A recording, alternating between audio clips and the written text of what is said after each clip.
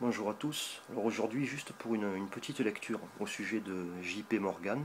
Je vous en ai parlé dans la dernière vidéo euh, concernant les régimes autoritaires, puisque JP Morgan, comme je vous l'ai dit, l'année passée a appelé les États européens à avoir des régimes beaucoup plus autoritaires, de manière à faire passer les réformes de force, réformes qui favorisent les profits, la spéculation bancaire. Donc comme c'est vrai que les gens aujourd'hui lisent de moins en moins, j'ai un ami qui m'a envoyé un article sur JP Morgan, et donc je vais vous le lire, peut-être que ça va renseigner certaines personnes sur les véritables propriétaires du monde, et aussi sur le style de compassion qu'on peut attendre venant de ces gens-là. Donc JP Morgan. Un jour dans un bar, JP Morgan hurle au serveur en commandant sa bière. Quand Morgan boit, tout le monde boit. Tous les clients prennent une bière. Donc Morgan vide son verre et plaque une pièce de 10 cents, c'était à l'époque, sur la table, vociférant, quand Morgan paye, tout le monde paye. Donc il avait déjà baisé tout le monde, donc ça commence bien. Alors, son papa, Junius Spencer Morgan, dirigeait la firme J.S. Morgan & Co. à Londres. Il offrit à son fils la branche new-yorkaise de sa compagnie, qui prit éventuellement le nom de J.P. Morgan & Co. Aujourd'hui, c'est J.P. Morgan Chase. Au moment de la guerre de sécession, donc ça remonte à pas mal de temps, au moment de la guerre de sécession, il parvint à éviter la conscription en payant une décharge de 300 euros. Il eut l'idée de faire l'acquisition de 5000 fusils défectueux. Donc vous voyez déjà la mentalité, ça commence bien. C'est son départ à Morgan. Donc, il eut l'idée de faire l'acquisition de 5000 fusils défectueux qu'il paya 17 500 $, et de revendre le lot tel quel à l'armée fédérale pour 110 000 $. Comme les soldats voyaient leurs mains exploser à l'usage, Morgan fut poursuivi, mais un juge confirma la validité du contrat. Il utilisa son profit à bon escient et acquit le contrôle de nombreuses firmes comme Drexel, Peabody et Carnegie. En 1891, Morgan fusionna Edison et Thomson pour former le General Electric. Déjà, vous voyez. En 1895, il s'empara de la flotte Leyland ainsi que de nombreuses lignes navales, créant la White Star, constructeur et opérateur des vaisseaux britanniques Olympique et Titanic. Il est de partout. En 1899, J.P. Morgan possédait ou contrôlait 4 des 5 principales compagnies de chemin de fer d'Amérique, regroupant entre autres les intérêts de Rockefeller, Vanderbilt et Harriman.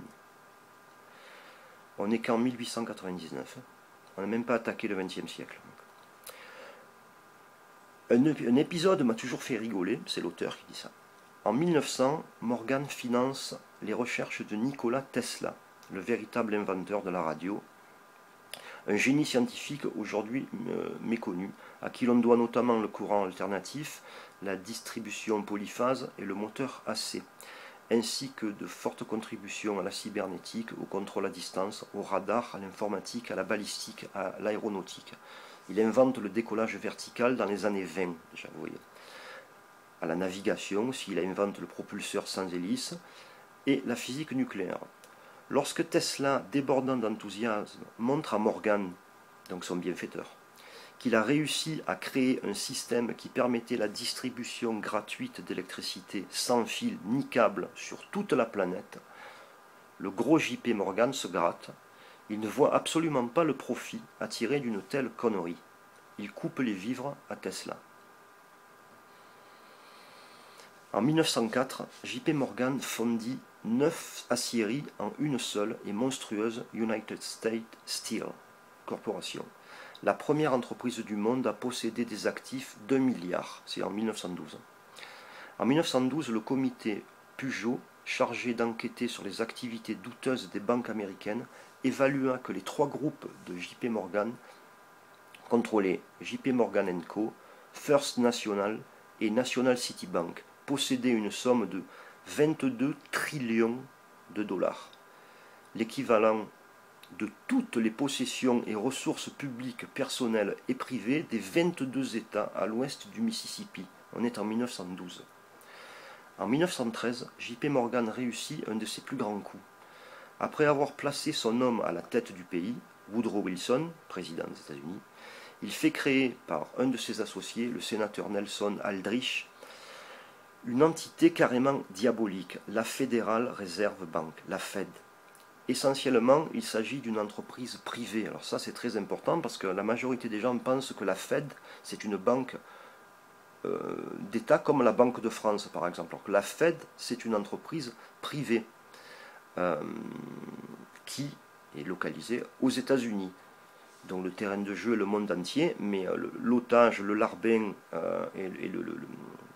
c'est les USA. Donc, je recommence. Créer une entité carrément diabolique, la Fed.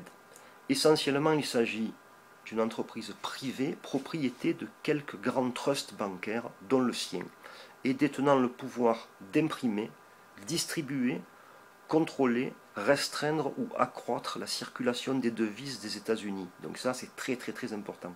N'oubliez pas, c'est une entreprise privée, ce n'est pas les États-Unis.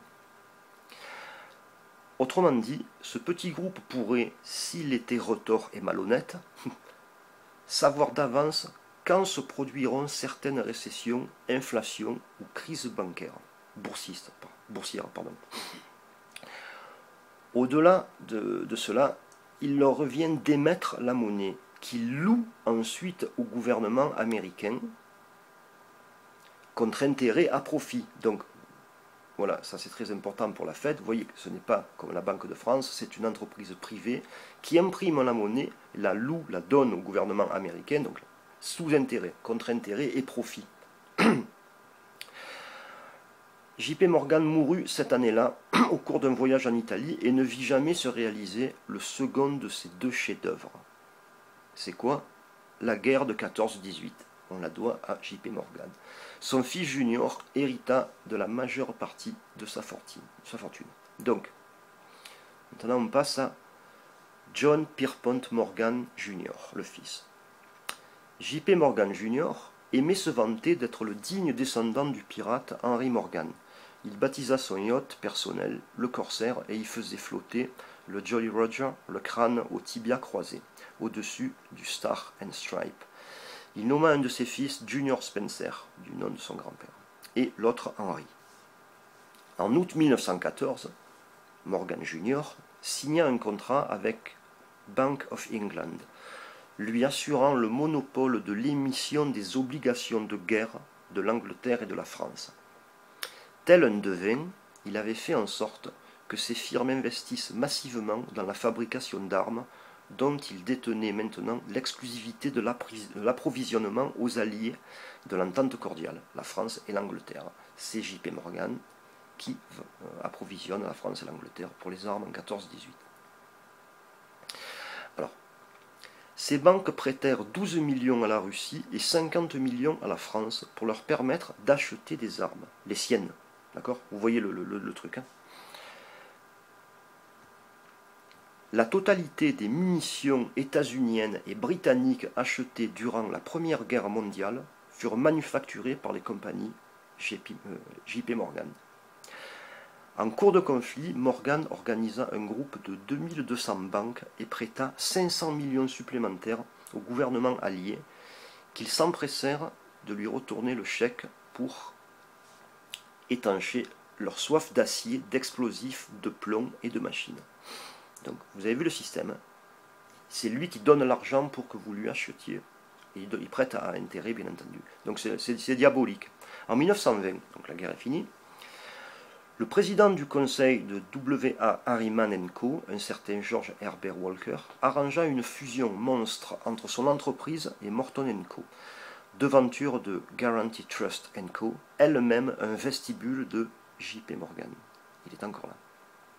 Harriman représentait déjà une des plus grandes flottes de navires du monde depuis que le gouvernement des États-Unis lui avait fait cadeau de la gigantesque Hamburg America confisquée à l'Allemagne parmi les innombrables compensations aux vainqueurs à la fin du cataclysme. Le 16 septembre 1920, à midi, une bombe explosa devant la banque JP Morgan & Co., située au 23 Wall Street. On retrouva une note dans une boîte aux lettres située à proximité disant « Souvenez-vous que nous n'en tolérerons pas plus. Libérez les prisonniers politiques ou ça sera la mort assurée pour vous tous. Signé American Anarchist Fighter. Les responsables ne furent jamais découverts. La façade de la banque porte encore les marques de ce bizarre attentat que les responsables n'ont jamais voulu effacer. Régulièrement embêté par des citoyens ulcérés, le Sénat mena encore une fois une enquête sur les pratiques bancaires. En 1929, pour se rendre compte qu'une longue liste de personnages officiels du gouvernement avait reçu à très bas prix des actions dans les entreprises de JP Morgan. Cette liste incluait de gros noms tels que Calvin Coolidge, président des États-Unis, William Woodin, secrétaire du Trésor sous Roosevelt, McAdoo, secrétaire du Trésor sous Wilson, Adams, secrétaire de la Marine, Bernard Baruch, président du Conseil des industries militaires de Wilson et Roosevelt, et il y eut très peu de suites. En cette même année 1929, JP Morgan Jr. a une inspiration géniale. Regardez bien le truc diabolique, et se retire du marché boursier. D'autres le suivent, tels que les Rockefeller, Harriman et Vanderbilt. Juste à temps. De façon totalement imprévisible, la Banque de la Réserve fédérale fondée par Papa Morgan entreprend de restreindre les devises. Ils arrêtent de distribuer, ce qui cause un crash boursier sans précédent. C'est une aubaine pour les barons qui ont l'occasion de racheter pour des cacahuètes la quasi-totalité de l'industrie indépendante américaine qui leur échappait encore, ainsi que les 2/3 des terres agricoles à l'ouest du Mississippi. Les pauvres blaireaux qui n'avaient pas été prévenus s'effondrent, se jettent par les fenêtres. C'est la Grande Dépression. La classe moyenne est pratiquement liquidée, la classe ouvrière jetée à la rue, les rois rigolent et se construisent des palais fantastiques. Ils ont enfin les budgets pour entreprendre une œuvre grandiose. C'est le début des années 30 et le soleil brille comme jamais sur Wall Street. Donc là on s'arrête aux années 30 pour vous faire comprendre un peu qui commande aujourd'hui l'œuvre grandiose. Bien entendu, c'est la possession de la planète en entier. Voilà, j'arrête là, c'était juste pour faire une petite lecture sur JP Morgan pour que certains comprennent bien qui commande, qui est le boss. Donc voilà, à bientôt.